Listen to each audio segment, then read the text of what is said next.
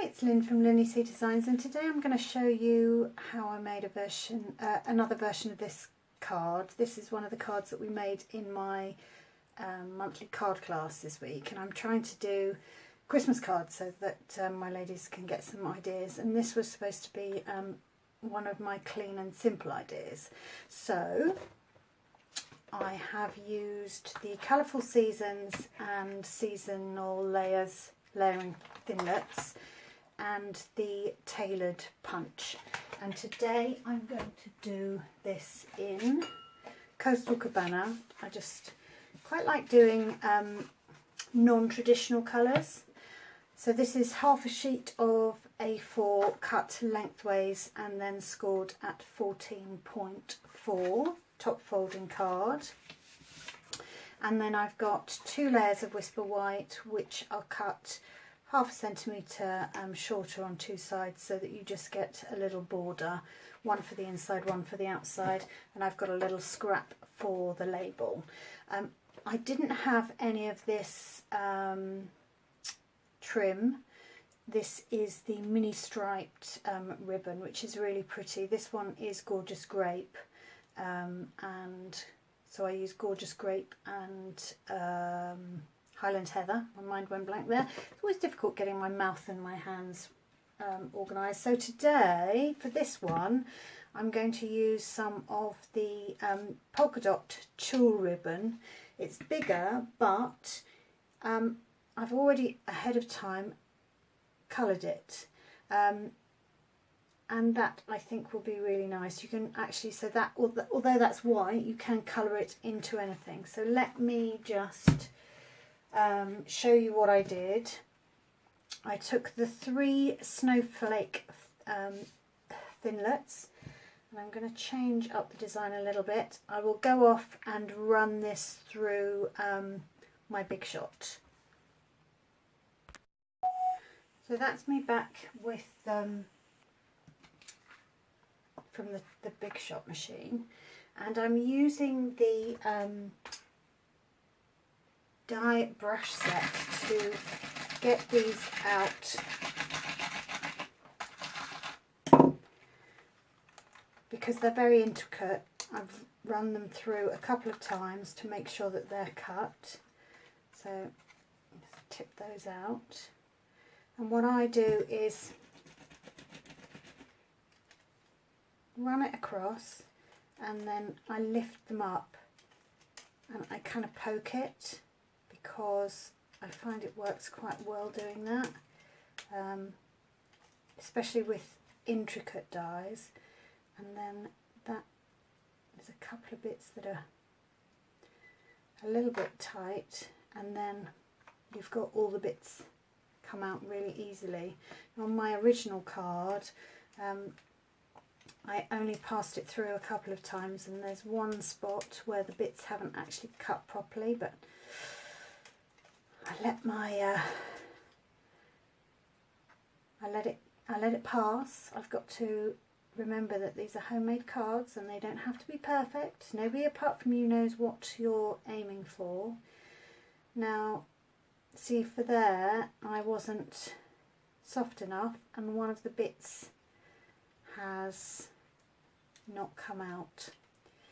So I'm going to see if I can gently get that out, and if I'm really upset by that, I'll try and stick that on afterwards.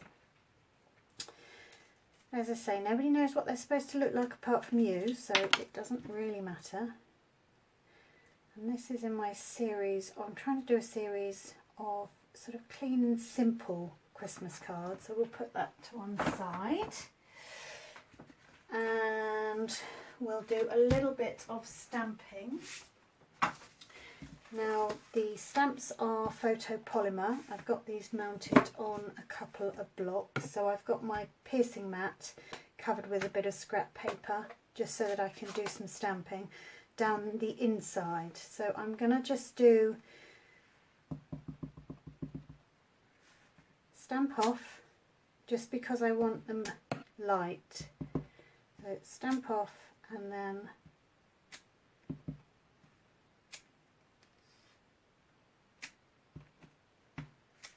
just do a couple of these down the edge. Perfect. And then we'll come in with the little one, and it just gives a nice little edge to the inside of the card. And then the last bit of stamping, on my original card I used, I made Merry and Bright from the Merry Christmas to All photopolymer stamp set, and then I remembered that I've actually already got a Merry and Bright stamp in the Hearts Come Home Christmas stamp set, so I thought I would use that one now. So let's put that in there. Oh, upside down, but we're going to punch it out so it doesn't matter. Oh, I don't want to close that because I'll show you what I do. Got a bit of dust on there. Now what have I done with the punch? Where's the punch gone? I had everything close to hand. You know, honestly, I'm getting a little bit worried about my brain. We can all out, there we are, put it down on the floor. So let's line that up so that that's in the middle.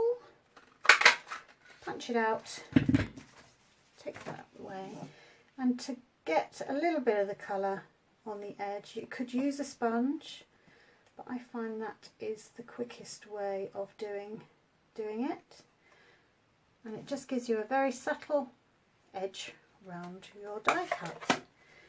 And then it's a case of, here's a bit of ribbon, and let's use a little bit of our favourite glue, our Tombow glue, if there's any left from class. Yep. I should have some dimensionals somewhere.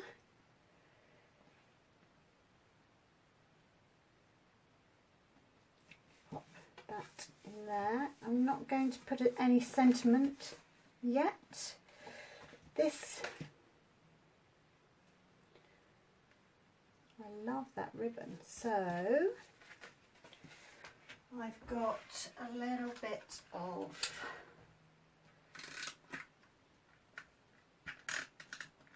snail. I'm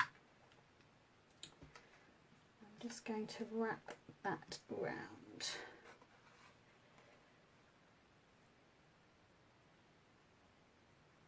Make sure I've got the raised bit around the front, wrap that round there. Try and get it even. There we go. Perfect. And then just put a little bit of glue. Now I'm going around these die cuts. A little bit on there.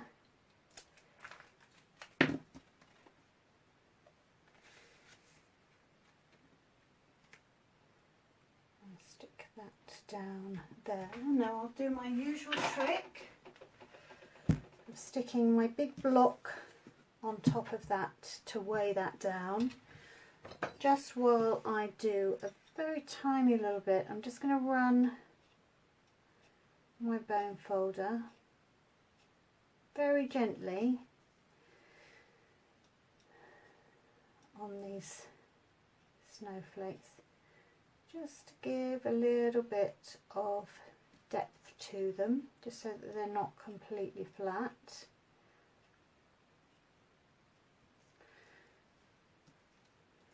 Fabulous. And then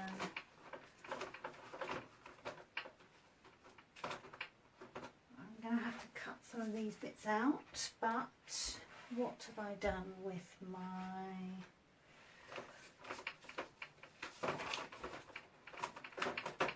little rubber mat? Oh, honestly, my after class yesterday, I'm all in 2 and 8 where everything is. I might take it, if I'm feeling brave enough, I'll take a picture, because it's a little embarrassing actually. So Merry and Bright, we are going to just pop that card in. Merry and Bright, we're going to stick a few dimensionals, and I'm using the minis in this case.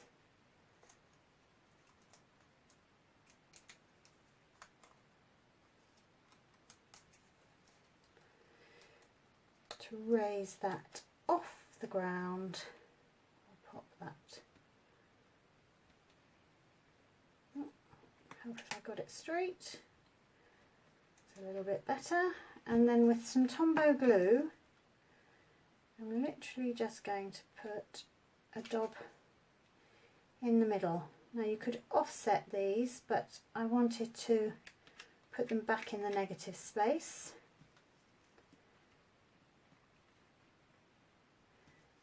So that you can see that. And this glue is brilliant. It does dry clear, as you know, if you use it. What do I do about this one? Do I forget about it?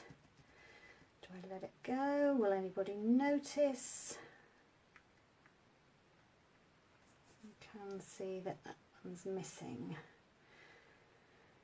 Am I going to let it go? I think I'm going to put a little dab of glue on there, because you really don't need an awful lot. And then I'm going to stick that there. Let that dry a little bit. You can sort that one out. And then I've got some of the large faceted gems, or the clear faceted gems, and they come in 3 sizes, so luckily I have got 3 sizes left. And now the danger with these is that you don't get the glue dot up with them. That's easy enough to rectify. Stick it back. And that goes on there like that. Perfect. So there we go. Thank you very much for watching. All the details will be on my blog. There should be a link to subscribe so that you don't miss any more of my videos. And I will see you again next week. Bye bye for now.